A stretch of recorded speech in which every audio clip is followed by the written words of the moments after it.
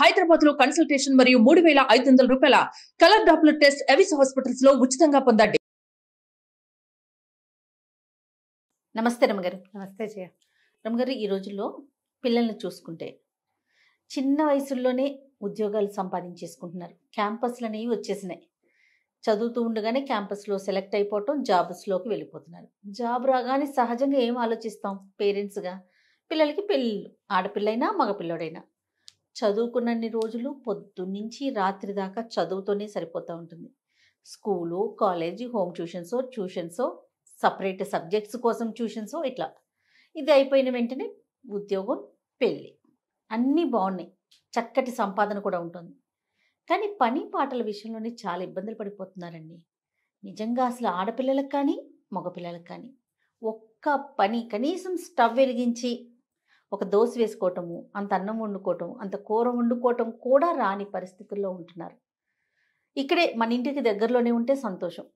అది ఎక్కడైనా వేరే ప్రాంతాలకు వెళ్ళి చదువుకోవాల్సి వచ్చినా, జాబ్ చేయాల్సి వచ్చినా, లేకపోతే పెళ్ళి, ఇప్పుడు నేను అన్నట్టుగా పెళ్ళి చేసుకుని వెళ్ళాల్సి వచ్చినా, వాళ్ళిద్దరే ఉన్నారనుకోండి, ప్రత్యక్ష నరకం కదా రమ్మగారు. చాలా ఏమీ తెలీదు, ఏం చేయాలో తెలీదు. అదే ఓకే, ఎంత యూట్యూబ్ అనుకోవచ్చు, ఇప్పుడు యూట్యూబ్ వచ్చేసింది కదా, అంతా చూసి చేసేసుకోవచ్చు అని. ప్రాక్టికల్గా మనం ఇంట్లో చేసుకునేది యూట్యూబ్ చూసి ఒకేసారి ఇలా చూసి అలా చేసేదానికి చాలా డిఫరెన్స్ ఉండదు?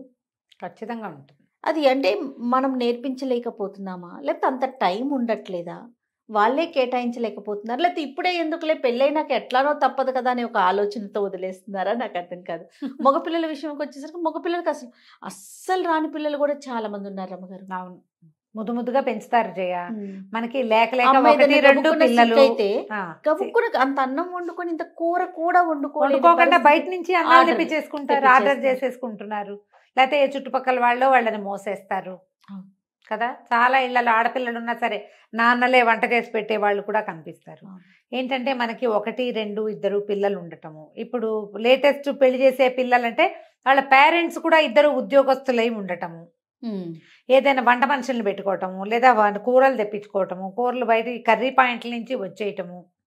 ఇప్పుడు వంట ఒకటే కాదు జయ, రోజువారీ వ్యవహారం పొద్దున్నుంచి సాయంత్రం దాకా, రాత్రి పడుకునేదాకా మనకి అవసరమైన అన్ని విషయాలు ఎవరైనా ఎక్కడి నుంచైనా ఏదైనా ఏర్పాట్లు జరిగిపోతూ ఉంటే మనకి వాటి మీద డిపెండ్ అయిపోయి ఉంటాం. మనం ఇండిపెండెంట్గా అవ్వం.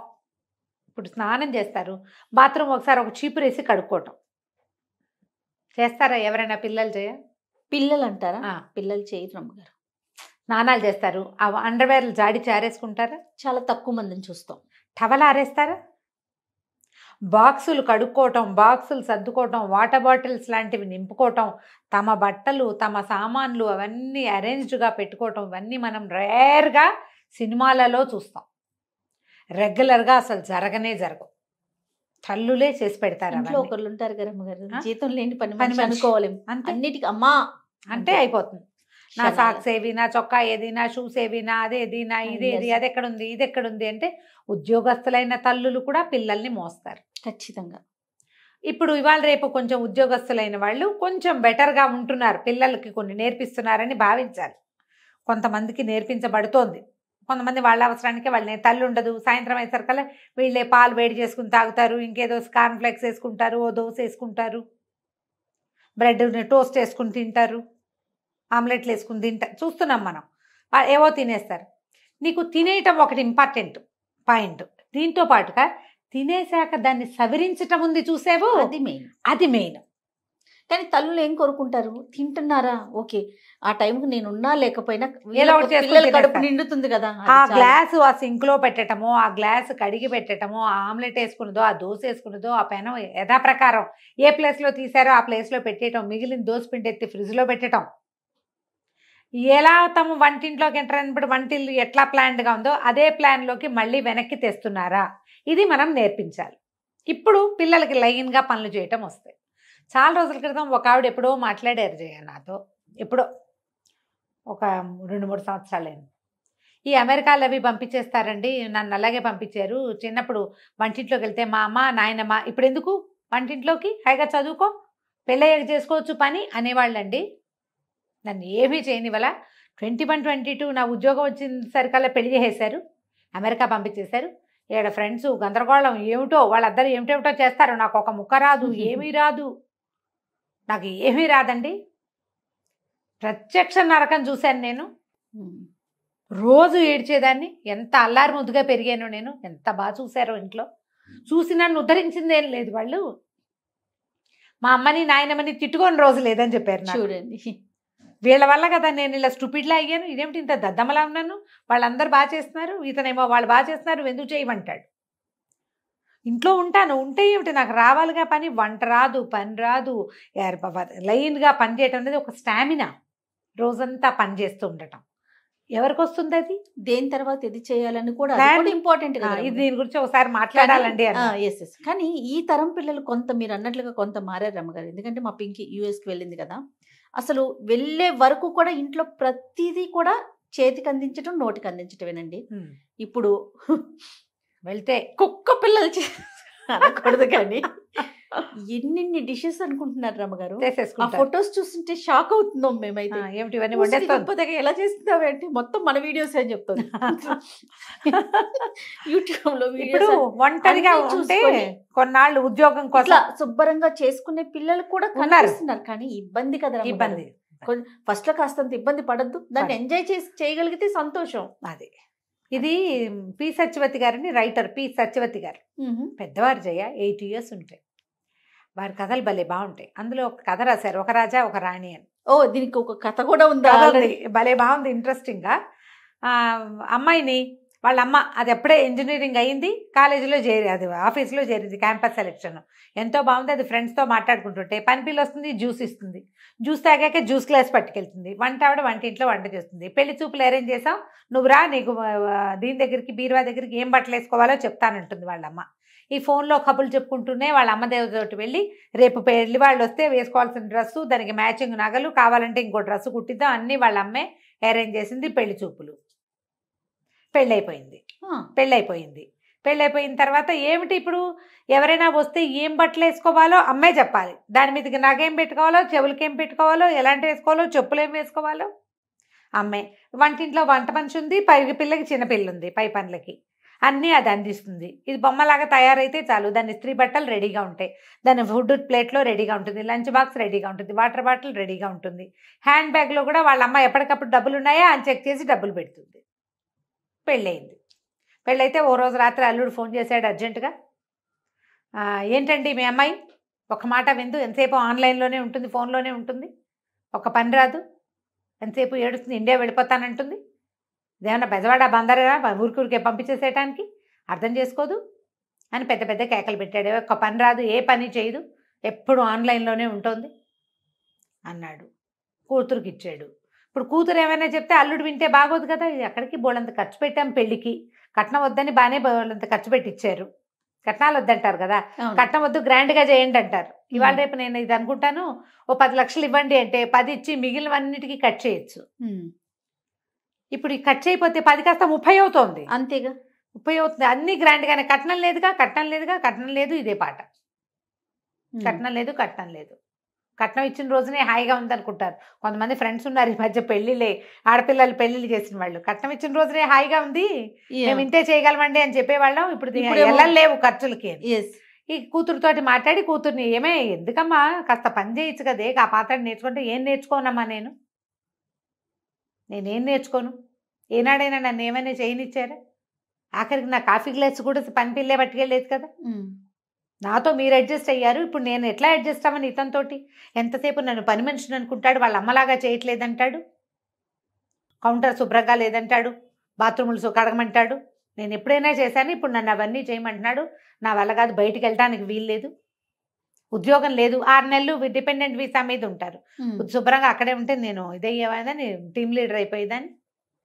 ఉద్యోగం లేదు, డ్రైవింగ్ లైసెన్స్ లేదు, పబ్లిక్ ట్రాన్స్పోర్ట్ లేదు, జైల్లాగా ఉంది నాకు ఇల్లు, పని పని పని పని అంటాడు. ఎంతసేపు ఫ్రెండ్స్ని పిలుస్తాడు భోజనానికి, వాళ్ళంతకి వెళ్ళి తిన్నాం కదా మనము వండాలంటాడు. నా వల్ల అవన్నీ కావట్లేదని లబో దిబోమని పెళ్ళాడు. ఆవిడకి గుర్తొచ్చింది, తను ఉద్యోగం చేసే రోజున కూతురు పుడితే వాళ్ళ అమ్మ, ఇంత చంటి పిల్లతో నువ్వేం చేస్తావు, నీ దారి నువ్వు జాబుకు పో, పిల్లని నేను పెంచుతాలే అని చంటి పిల్లని 6 నెలలు ఉండి ఆ పిల్లని తీసుకుపోయింది వాళ్ళమ్మ. 10 ఏళ్ళు ఆవిడ పెంచింది. తర్వాత 13 ఏళ్ళు ఈవిడ దగ్గర ఉంది. అమ్మకు ఫోన్ చేసి నువ్వే చేసావు, దానికి ఒక్క పని రాదు అని పోటాడు. వాళ్ళమ్మని అవునే నాకు ఉద్యోగం సద్యోగం లేదు, చదువుకోలేదు, నువ్వు చదువుకున్నావు, ఉద్యోగం చేస్తున్నావు, నిన్ను ఉద్యోగం చేసుకొని ఇవ్వాలని నీ వెసులుబాటు కోసం నీ పిల్లని నేను పెంచాను. 10 ఏళ్ళు చిన్నపిల్ల నా దగ్గర ఉన్నప్పుడు నీ దగ్గరకు వచ్చాక పెద్దదైంది. నువ్వు అలాగే మెయింటైన్ చేసావు. ఇంట్లో వంట మనిషి ఉంది, పై పనులకి పని పిల్ల ఉంది, కొన్ని మిగిలిన పై పనులన్నీ నువ్వు సర్దావు. పిల్లకి నచ్చ చెప్పుకోమంటే ఈవిడ పోయి వియ్యపురాలకి ఫోన్ చేసింది. వియ్యపురాలతో మాట్లాడితే వియ్యపురాలు ఏరా ఏమిట్రా కాస్త ఆలోచించు, కొంచెం హెల్ప్ చేయండి. ఏం హెల్ప్ చేయాలమ్మా, ఇవన్నీ చేయలేకే కదా నేను పెళ్లి చేసుకుందంటాడు కొడుకు. అనేసరికల్ మరి పని చేయాలంటే నువ్వు చదువుకున్న పిల్లని ఎందుకు కావాలనుకున్నావురా అంటే ఏమో నాకేం తెలుసు, అన్నీ మంచివి, కాలేజీ ఇంటర్మీడియట్ కాలేజీ మంచిది మీరే సెలెక్ట్ చేశారు, డిగ్రీ ఇంజనీరింగ్ కాలేజీ మంచిది, ఇదే మంచిది అన్నారు, 4 క్యాంపస్లు వస్తే ఇదే మంచిదని ఓ క్యాంపస్కి పంపారు, 6 డజన్ కాలేజీల్లో సీట్ వస్తే ఈ కాలేజీయే మంచిదన్నారు, ఈ సంబంధం మంచిదని నువ్వు చెప్పావు, నేను చేసుకున్నా అంతే. నాకు కావాల్సినవన్నీ మీరు అవన్నీ సరిగ్గా చేసినప్పుడు ఇది కూడా సరిగ్గా చేసి ఉండాలిగా మీరు అనేసాడు. ఈ పిల్ల ఏడ్చుకుంటూ వాళ్ళ ఫ్రెండ్కి ఎవరికో ఫోన్ చేసింది. నేనేం చేయను, నాకు అర్థం కావట్లేదు, ఇది ఒక జైల్లాగా ఉంది, ఎంతసేపు పని అంటాడు, హెల్ప్ చేయమంటే ఇవన్నీ చేయకుండా ఉండడానికే నేను పెళ్లి చేసుకున్నానని చెప్తున్నాడు సిగ్గు లేకుండా.